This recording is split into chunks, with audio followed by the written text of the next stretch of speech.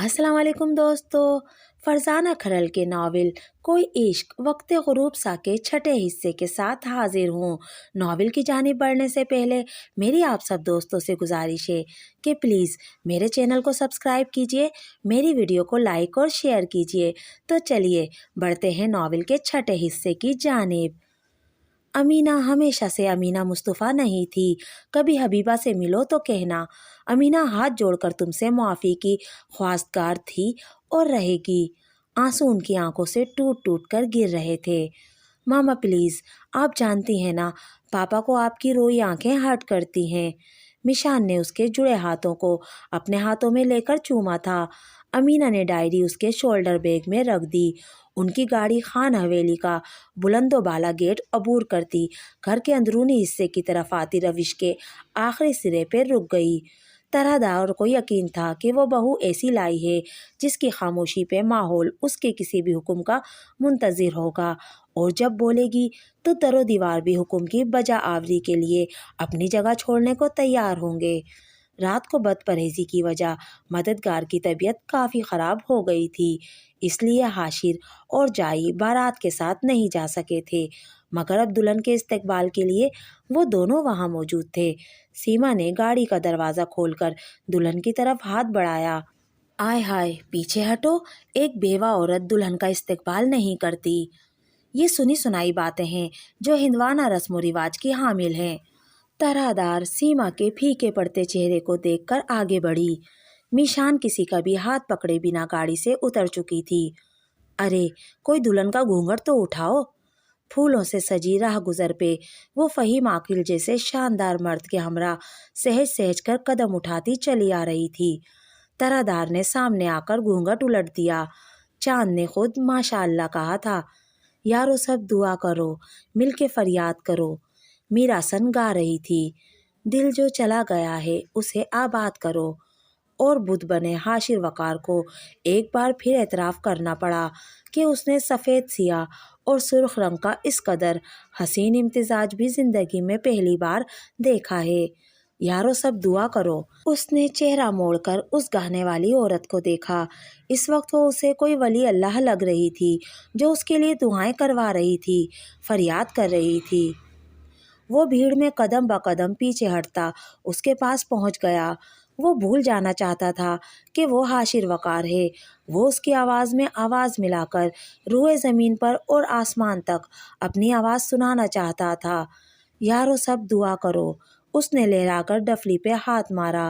دل گیا گیا لے گیا صنم۔ وہ خود کو حرکت نہیں دے پا رہا تھا۔ وہ ساکت آنکھوں سے اس اللہ والی کو دیکھ رہا تھا۔ وقت ہاتھ میں مرہم لیے لمحہ بہ لمحہ اسے دیکھتا تھا، مگر وہ کانچ کی دلدل میں اندر تک دھنس چکا تھا۔ اسے میشان سے دھواں دار قسم کا عشق نہیں بھی تھا، مگر اس نے محبت جیسی بے چینی کو اپنے دل کے ہر حصے میں محسوس کیا تھا۔ جس لاہور سے وہ بھاگ رہا تھا اب وہی اس کے لیے گوشۂ عافیت تھا۔ اسے اپنے جذبوں کو خود سے بھی چھپانا تھا۔ وہ اس کا سامنا نہیں کرنا چاہتا تھا، سو اسپیشلائزیشن کے بہانے وہ وہاں سے نکلنے میں کامیاب ہو گیا۔ پاکستان چھوڑنے سے ایک دن قبل وہ خان حویلی گیا تھا۔ یہ میرا بہت اچھا دوست اور ایک بہترین انسان ڈاکٹر حاشر وقار، جو مختار کل کا ولی عہد بھی ہے۔ فہیم عاقل نے یوں اس کا تعارف میشان سے کروایا تھا۔ دونوں نے ہی بامشکل نگاہ اٹھائی اور دونوں ہی کو نگاہوں کے تصادم پہ اجنبیت کی دیوار گرانا پڑی تھی۔ لا تعلقی کی حد کرتے کرتے بھی حاشر کی آنکھوں نے ایک بے قرار سا تعلق اوڑھ کے اسے دیکھا تھا۔ یوں سمجھو کہ تم کسی امیر شہر سے مل رہی ہو، اور فہیم عاقل کے ساتھ ان دونوں کو بھی مسکرانا پڑا تھا۔ ہاں، وہ امیر شہر تھا۔ وہ حکم عشق پہ وہ وطن بدر ہو رہا تھا۔ وہ اپنے شہر کی گلیوں کوچوں میں صدائیں لگا کر اسے اور خود کو رسوا نہیں کرنا چاہتا تھا۔ وہ لا تعلقی کی حد سے باہر آ کر ان در بدر کرنے والی سیاہ آنکھوں کو اپنی بے چینیوں کے قصے نہیں سنانا چاہتا تھا۔ وہ جانتا تھا کہ جس نگر کا بھی رخ کر لیتا، کسی یار نامہ بر کا پیغام اس کے نام نہیں آنا تھا۔ وقت کے ساتھ میشان کو بہت سی باتیں سمجھ میں آ رہی تھیں۔ جس دن وہ مددگار سے ملی اس کی ماں کا ایک جملہ اس کے ارد گرد گردش کرتا رہا تھا۔ کچھ مسائل پیسے سے بھی حل نہیں ہوتے۔ وہ کچی زمین پہ بیٹھا شاخوں پہ پرندوں کی بولیاں سن رہا تھا، کبھی ہونٹوں پہ ہاتھ رکھ کر انہیں چپ کرواتا، کبھی خود ہی ہنسنے لگتا۔ یہ سب آپ نے اس کے لیے خود ارینج کیا ہوا ہے؟ اس نے اس درختوں سے ڈھکی تکون کی طرف اشارہ کر کے جائی سے پوچھا تھا۔ جائی کو اس کا من ہر بھید، ہر رمز سے خالی ایک پکے گھڑے کی طرح لگا تھا، جس گھڑے کا پانی کسی فقیر یا درویش نے کبھی نہیں پیا ہوتا۔ اللہ والے اپنا مسکن خود نہیں بناتے اور نہ ہی ان کے لیے کوئی بناتا ہے، ان کا ٹھکانہ انہیں خود کو آباد رکھنے کے لیے بلاتا ہے۔ جائی کے ہونٹوں پہ نافہم سی مسکراہٹ ابھری۔ میشان نے چھدرے پتوں سے جبین زہرا کو دیکھا جو تنوں سے بندھے کٹوروں میں پانی ڈال رہی تھی۔ وہاں کوئی اور بھی جا سکتا ہے؟ اس نے پھر ایک بےتکا سوال کیا۔ فہیم عاقل کے دل نے مڑ کے دیکھنے کی شدت پکڑی۔ بس جبین زہرا۔ فہیم کا دل اور جائی کے لب ایک ساتھ بولے۔ اسے اس آسیب زدہ تکون سے رات کو بھی ڈر نہیں لگتا؟ صوبیہ کے انکشاف پہ میشان کا منہ حیرت سے کھلا۔ اسے کیوں ڈر نہیں لگتا؟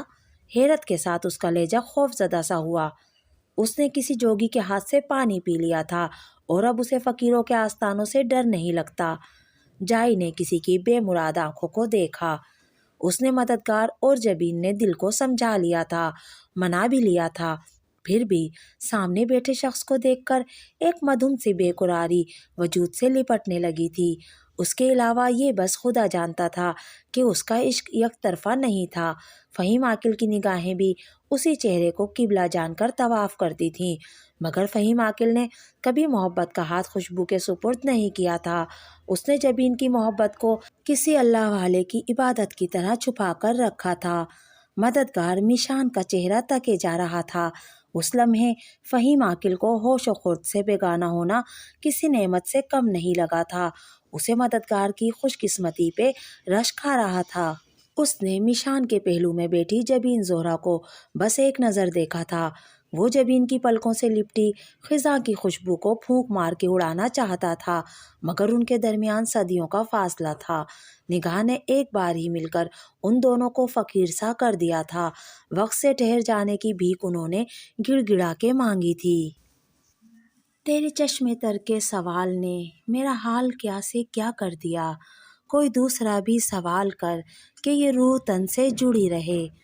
آئرلینڈ کی سڑکیں ناپتے ہوئے اس عشق کے بدر مسافر کو ایک یکبختہ سی شام جائی نے لوٹ آنے کی منت کی تھی اور ساتھ ہی حقیقت کا رخ دکھایا تھا۔ کس سے بھاگ رہے ہو؟ بات زندگی بھر کی ہے۔ زندگی کے ان بچے کچے دنوں میں ہر روز تمہیں دیکھنے کو دل کرتا ہے۔ ماں کی موت کے بعد فہیم عاقل کی طبیعت خراب رہنے لگی ہے اور اسے اپنے علاج سے کوئی دلچسپی نہیں۔ آ جاؤ حاشر، کچھ ماہ کے لیے ہی صحیح۔ فہیم عاقل کی خراب طبیعت کا سن کر اس کا دل بری طرح دھڑکا تھا۔ مددگار بھی اب مہمان ہی لگتا ہے۔ جائی کی دھیمی پسپا سی آواز میں بتائی جانے والی یہ خبر پہلی سے زیادہ تکلیف دہ تھی۔ اسی رات اس نے رخت سفر باندھ لیا تھا۔ اس رات بار بار جائی کا ستارہ ٹوٹنے جیسا لہجہ اس کے کانوں میں سرگوشی کرتا رہا تھا۔ کیا تم میشان کو پہلے سے جانتے تھے؟ جائی کی گود میں سر رکھ کر لیٹا ہوا حاشر تڑپ کر سیدھا ہوا تھا۔ تو کیا اسے جاننے کا کوئی لمحہ میرے چہرے پہ ٹھہرا ہوا ہے؟ اس نے اپنا چہرہ چھوا۔ جائی کے امکان سے کانپتا دل یقین کی منزل طے کر کے ٹھٹرا تھا۔ انہوں نے حاشر کا بدحواس چہرہ اپنے ہاتھوں میں بھر لیا۔ سمندر میں جتنے رنگ بھر دو نظر نہیں آتے، سمندر بن جاؤ۔ ان کے خنک لہجے سے الفاظ بھی ٹھٹرے ہوئے تھے۔ 3 سال گزر گئے، ابھی کل کی بات لگ رہی تھی۔ اسے لگتا تھا کہ اس کی آنکھیں شناسائی کے رنگ کھو کر وہ چہرہ دیکھیں گی۔ یہ صرف گمان تھا یا خواہش؟ گھر کی دہلیز پار کرتے ہوئے بھی وہ خود کو سمجھنا نہیں چاہتا تھا۔ وہ کبھی بھی بہت باتونی نہیں تھا، مگر وہ خوش مزاج اور کسی حد تک خوش گفتار ضرور تھا۔ اس کی واپسی کے بعد سب کا خیال تھا کہ اجنبی دیس کے موسم جھیل کر اس کی شخصیت میں ٹھہراؤ اور سنجیدگی جھلکتی تھی۔ صرف وہ جانتا تھا اسے اندر تک بدلنے والے سارے موسم اپنے تھے۔ شروع کے چند دنوں میں اس کے گریز کو تھکاوٹ سمجھا گیا۔ جب ہفتہ بھر کے بعد بھی وہی لیا دیا سا انداز برقرار رہا تو باقی گھر والوں کے ساتھ ماں کا ماتھا بھی ٹھنکا۔ یا لاہور چلے جاتے ہو یا پھر گونگے کا گڑ کھا کے بیٹھے رہتے ہو، نہ کچھ پوچھا نہ کچھ بتایا۔ ماں کے صبر کا پیمانہ خوب چھلکا۔ تو یہاں کون سے مزاحیہ مشاعرے ہو رہے ہیں کہ میں کے کہے لگاؤں؟ آپ نے مددگار چچا کی حالت دیکھی ہے؟ وہ روکھا ہو کر بولا۔ اور فہیم عاقل کا اس سے بھی برا حال ہے۔ وہی تلخ صاحب کا لہجہ۔ ان دونوں کی بیماری کے ذمہ دار ہم تو نہیں۔ اس کے باپ نے بھی اندر آتے ہوئے اس کی گفتگو سنی تھی۔ فہیم کو تو چھوڑیں مگر چچا کی اس حالت کے ذمہ دار آپ سب ہیں۔ اس نے بھی حاضر جوابی سے کام لیا۔ میں جب یہاں تھا تو ان کا علاج ہوتا رہتا تھا، جائی کے ساتھ مل کر انہیں سنبھال بھی لیتا تھا۔ میرے بعد جائی اکیلی اس کی دیکھ بھال میں خود بھی کمزور ہو چکی ہیں۔ وہ کاٹ دار لہجے میں لب کاٹ کر بولا تھا۔ آپ چچی یا پھر لڑکیوں میں سے ہی کبھی کوئی ان کے کمرے میں جا کر جھانکتا نہیں؟ کم از کم ایک کل وقتی ملازم کا تو انتظام آپ لوگ کر سکتے تھے۔ ہم سب ان دونوں کا بھی حصہ کھا رہے ہیں۔ اللہ کی حکمت کی کامیت پہ میرا ایمان پختہ تر ہو چکا ہے۔ اگر جائز گھر میں لوٹ کے نہ آتی تو چچا کا کیا بنتا؟ اس کے صاف کھرے اور قطعی لہجے میں آنچ دیتی سچائی تھی۔ دوستو، یہ تھا فرزانہ کھرل کا ناول کوئی عشق وقت غروب سا کا چھٹا حصہ۔ آپ کو میری آج کی ویڈیو کیسی لگی مجھے کمنٹ کر کے ضرور بتائیے گا۔ اگر ویڈیو پسند آئی تو پلیز میرے چینل کو سبسکرائب کیجیے، میری ویڈیو کو لائک اور شیئر کیجیے۔ ملتے ہیں اگلی ویڈیو میں، تب تک کے لیے اللہ حافظ۔